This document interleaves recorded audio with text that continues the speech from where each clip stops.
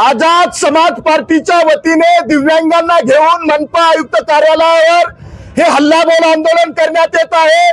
Police प्रशासनाला पुढे करून मनपा आयुक्तांनी प्रशासनाने महानगरपालिकेचे सर्व दारे कुलूप लावून बंद केलेले आहेत, परंतु हे दारे हे पोलीस प्रशासन आमचा आवाज थांबवू शकत नाही। पोलिसांना माझी विनंती आहे, 10 मिनिटांमध्ये आयुक्त जर इथं आले नाही किंवा त्यांचा प्रतिनिधी इथं आला नाही तर आम्ही एक कुलूप तोडून आतमध्ये घुसू शकतो, गेटवर चढून आम्ही मनपा आयुक्ताच्या कॅबिन मध्ये घुसू शकतो।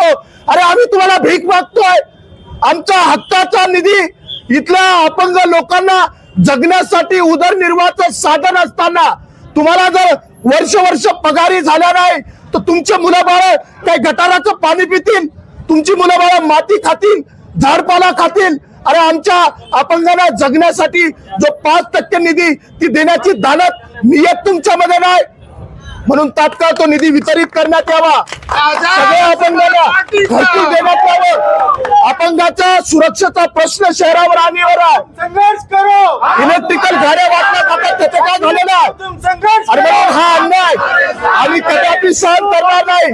आयुक्तांना विनंती आहे, आमच्या मागण्या जर मान्य नाही झाल्या तर येणाऱ्या काळात आम्ही तुमच्या कॅबिन मध्ये घुसून तुमचं तोंड काळं केल्याशिवाय राहणार नाही। हा गंभीर इशारा प्रशासनाला आमचा।